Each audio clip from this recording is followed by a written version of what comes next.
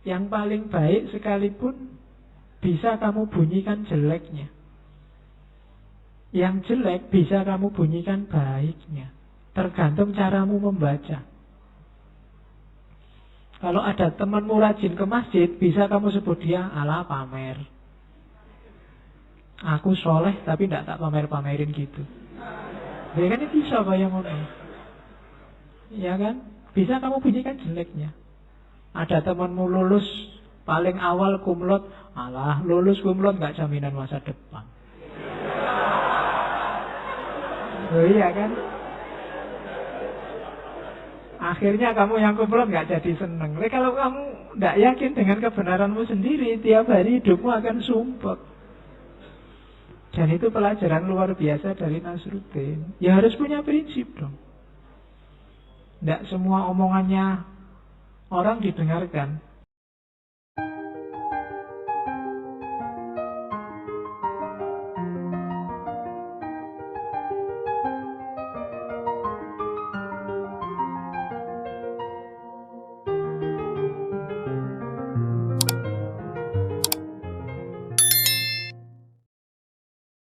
Oke, sekarang kita mulai ke ide-ide lucunya Nasruddin. Catatan saya, cerita-cerita yang beredar tentang Nasruddin di mana-mana itu jangan dianggap itu persis ya kayak gitu cerita hidupnya Nasruddin. Enggak. Jadi kalau bahasa Inggrisnya fabricated and multiplied by types. Jadi itu dibikin oleh para penggemarnya Nasruddin. Cuma alur, model, dan tipenya sama. Nah, kenapa kita harus belajar cerita-ceritanya Nasruddin? Saya ngutip Idris Shah. Idris Shah ini beliau yang membawa ajaran sufi ke barat. Buku-bukunya sangat banyak tentang tasawuf. Dan Idris Shah nulis 4 buku tebal tentang Nasruddin. Idris Shah ini dianggap salah seorang tokoh yang paling banyak koleksi ceritanya tentang Nasruddin. Kamu cari, ada online-nya, cuma yang online bahasa Inggris. Saya tidak tahu kalau kamu baca cerita lucu bahasa Inggris bisa ketawa apa enggak. Ya. Karena bagian yang lucu kamu tidak paham, terus buka kamus lama, diajak sak kata, ngono ya ora sido ketawa mungkin ya. Katanya Idris Shah, it is believed that the mystical effect of 7 Nasruddin tales studied in succession. Jadi dipercaya bahwa efek mistiknya ceritanya Nasruddin 7 saja. Jadi kamu nggak harus belajar semua. Kamu ambil 7 saja ceritanya Nasruddin, katanya Idris Shah, is enough to prepare an individual for enlightenment. Jadi sudah cukup untuk menyiapkan jiwamu menerima pencerahan. Jadi katanya Idris Shah, ambillah 7 ceritanya Nasruddin, kamu renungi, kamu gali sedalam mungkin, kamu akan tercerahkan. Tidak usah banyak-banyak, karena kalau banyak-banyak mesti kamu kumpulkan lucu-lucu netok. Tapi ambil 7 saja. 7 terus kamu gali sendiri. Misalnya kamu beli buku yang anekdot-anekdot lucu-lucunya Nasruddin itu, kamu pilih dari sekian banyak ini, saya ngambil 7 ini mau saya perdalam. 7 itu cukup untuk mencerahkanmu. Terus, kita masuk ke anekdot-anekdot ya. Ini anekdot terkenal sekali. Ajaran pertama dari Nasruddin. Jadi satu ketika Nasruddin ini sama anaknya jalan-jalan pakai keledai. Ini teman-teman pasti pernah dengar. Keluar pertama, Nasruddin sayang sama anaknya yang naik keledai, Nasruddin yang jalan. Ada orang lewat, komentar. Wah, itu anak muda kok tidak menghormati yang tua. Harusnya yang muda yang jalan di bawah. Yang tua yang naik. Yang muda kan lebih kuat. Akhirnya ganti posisi. Nasruddin yang di atas. Anaknya yang jalan di bawah. Jalan beberapa langkah lagi sama keledainya, ada yang komentar lagi. Wah, yang tua itu tidak tahu diri, dia enak-enakan naik keledai. Anaknya suruh jalan kaki. Akhirnya sumpek lagi. Sudahlah, naik bareng-bareng aja, anaknya di pangku. Jalan berdua. Jalan berapa langkah, ada yang komentar lagi. Wah, tidak punya peri kebinatangan itu. Masa keledai seringkih itu dinaiki berdua? Apa yo tidak punya rasa sama sekali. Sumpek lagi. Waduh, piye lho, sudahlah Pak, jalan aja. Berdua jalan, keledainya dituntun. Masih ada yang komentar. Orang kok bodoh banget ya, bawa keledai. Harusnya dinaiki malah dituntun. Berat-berati aja. Oke, itu ya dibalik itu sebenarnya sudah bisa diraba ajarannya. Yang pertama, kenapa kok Nasruddin dan anaknya bingung? Karena dia tidak percaya diri dengan kebenarannya sendiri, tidak punya keyakinan. Kalau kita mendengarkan komentar orang, padahal kita sudah merasa benar, kok hasilnya kita bingung, kita mirip ceritanya Nasruddin ini. Wong tadi di awal sudah yakin, hanya dengar komentarnya temanmu yang satu itu atau musuhmu yang satu itu, sekarang kamu goyah. Padahal di situ ajaran utamanya apa? Benar atau salah, pantas atau tidak pantas, itu kan perspektif. Yang paling baik sekalipun bisa kamu bunyikan jeleknya. Yang jelek bisa kamu bunyikan baiknya. Tergantung caramu membaca. Kalau ada temanmu rajin ke masjid, bisa kamu sebut dia ala pamer. Aku soleh tapi tidak tak pamer-pamerin gitu. Ya kan bisa kayak ngono. Ya kan? Bisa kamu bunyikan jeleknya. Ada temanmu lulus paling awal kumlot, alah lulus kumlot nggak jaminan masa depan. Oh iya kan? Akhirnya kamu yang kumlot nggak jadi seneng. Kalau kamu tidak yakin dengan kebenaranmu sendiri, tiap hari hidupmu akan sumpek.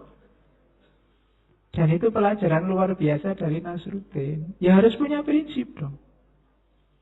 Tidak semua omongannya orang didengarkan. Itu Nasruddin terus nasihati anaknya, nak, nanti kalau kamu memiliki keledai, jangan pernah mencukur bulu ekornya di depan orang lain. Beberapa akan berkata, kamu memotong terlalu banyak. Sementara yang lain berkata, kamu memotong terlalu sedikit. Jika kamu ingin menyenangkan semua orang, pada akhirnya keledaimu tidak akan punya ekor sama sekali. Nah, ini kan sindiran untuk kita hari ini. Kalau kita galau hanya gara-gara komentarnya orang, ya kita bunuh diri sendiri. Hari ini kan dunia kita dunia perkomenan. Facebook, WhatsApp, Instagram, Twitter itu. Bahkan berita, itu kan isinya komen. Kamu lihat kadang-kadang berita nggak kamu baca, langsung kamu jujur komennya. Ya kan? Nasihatnya Nasruddin, kalau kamu sibuk dengan komentar orang, kamu bunuh diri. Pada akhirnya kudamu tidak akan punya ekor. Itu cerdiknya, pinternya Nasruddin. Ada cerita yang tidak saya bawa ke sini. Jadi satu ketika Nasruddin ini sama Timur Leng diadu sama filosof terkenal. Pokoknya filosof ini pinter, tidak bisa kalah. Jadi Timur Leng undang Nasruddin, katanya kamu ini orang bijaksana. Ayo kalau bisa, tandingi itu filosof terkenal itu. Nasruddin, oke, boleh besok ya di tengah alun-alun. Iya wis, tidak apa-apa. Jadi setelah ketemu, filosofnya pertama ngangkat satu jari, telunjuk ini. Terus Nasruddin jawab 2 jari. Wah, gereng-gereng filosofi, wah bisa jawab. Terus diangkat 3 jari. Nasruddin jawab 4. Geleng-geleng, pinter ini orang, katanya orang itu. Ya sudahlah. Terus bawa telur, ditunjukin telur. Oh, katanya Nasruddin, oh ya kebetulan Nasruddin bawa bawang. Orangnya juga geleng-geleng. Kok bisa jawab terus ya? Akhirnya saya nyerah aja. Pinter ini Nasruddin, aku tidak bisa. Semua yang ini ngomong apa tuh orang berdua ini? Kok cuma ngasih isyarat, sekarang yang satu nyerah. Katanya filosof itu, ini Nasruddin ini pinter. Saya ngangkat jari satu, maksudnya hanya ada satu Tuhan. Nasruddin jawab 2. Berarti dia jawab Tuhan inilah yang menguasai langit dan bumi. Pinter. Saya jawab 3. 3 ini maksudnya manusia ini hidup di 3 dunia. Sebelum lahir, saat di dunia, dan setelah mati. Nasruddin bisa jawab 4. 4 ini berarti dia tahu yang saya maksud manusia. Dan manusia itu punya 4 unsur. Yang pertama air, api, udara, dan angin. Nah, saya putus asa. Untung saya bawa telur, tak tunjukin telur. Maksud saya telur ini menunjukkan kuningnya adalah buminya, putihnya adalah langitnya. Kok dia bisa ngasih bawang? Bawang ini simbol dari bahwa banyak lapisan-lapisannya langit seperti bawang. Dia pinter berarti. Semua tepuk tangan. Terus rajanya, Nasruddin, kamu kok sepinter itu? Tadi yang kamu pikir apa? Saya itu, waktu dia ngasih 1 jari, itu kan ngancam saya itu. Jadi katanya Nasruddin, karena dia ngancam saya, ancam pakai 2 jari, tak culek matamu. Ya. Terus dia ngancam lagi, mau mukul saya 3 kali. Ya tak balas, tak pukul 4 kali kalau nah, katanya karena saya sudah ngancam dia mukul 4 kali, akhirnya dia nyerah. Ingin bersahabat, ngasih telur. Ya tak kasih bawang.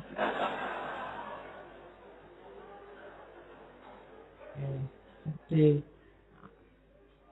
yang satu mikir makanan sama tawuran, yang satu mikir filosofi kelas tinggi. Jadi itu sindiran luar biasa bagi yang ahli filsafat. Mikirin jelimet-jelimet ternyata maknanya ya simpel, sederhana. Tidak seruat yang dibayangkan. Jadi boleh kamu coba. Malam ini saya bawa beberapa, agak banyak cerita-cerita. Nanti kamu pilih yang cocok sama dirimu. Kalau yang saya bawa ke sini ya maknanya dari saya. Tapi kamu harus menggali sendiri makna dari setiap cerita. Dan tidak usah khawatir. Kalau ini saya bawa Rumi, bahwa sufi pun butuh tertawa. If you want special illumination, kalau kita ingin dapat pencerahan yang khusus dari Allah, kamu ingin menggali pencerahan, caranya gampang, itu dari Rumi. Look upon a human face, tataplah wajah manusia. See deeply, tatap sedalam-dalamnya, within laughter, di balik tertawanya, the essence of ultimate truth, ada hakikat kebenaran yang sejati. Kamu cari rahasianya quote ini. Kenapa di balik tertawa itu ada hakikat kebenaran yang sejati kan? Tertawa itu 90% tulus. Kecuali tertawa yang tidak enak, yang dibikin-bikin. Tertawa yang hanya partisipasi. Ya, tertawa partisipasi itu misalnya kamu diajak ngobrol dosenmu, terus dia ngelucu. Jadi tidak lucu, tapi kamu tidak enak. Kalau tidak ketawa kan tidak enak, kamu terpaksa tertawa, jadi ya tidak lucu. Nah itu tidak tulus namanya. Tertawa yang tulus. Ya. Tertawa yang tulus itu dari dirinya sendiri. Jadi karena alasannya memang keluar dari jiwa, makanya di situ ada the essence of ultimate truth. Masa kamu kalah sama hantu-hantu itu? Hantu-hantu itu lebih ceria dari kalian. mesti ketawa. Kuntilanak itu ketawa. Mak lampir itu ketawa terus. Kamu malah merengut terus. Pendekar-pendekarnya malah merengut-merengut. Setannya tawa semua. Kamu kalah sama setan-setan. Setan-setan lebih gembira. Kamu yang banyak sekali fasilitas, banyak anugerah, malah sumpek tiap hari. Oke, mulai sekarang mari kita tertawa. Termasuk yang bercita-cita jadi sufi harus bisa tertawa. Jangan serius terus, mentang-mentang belajar tasawuf terus kamu wajahmu serius terus. Ada apa-apa, astagfirullah, subhanallah. Yo, santai lah bro.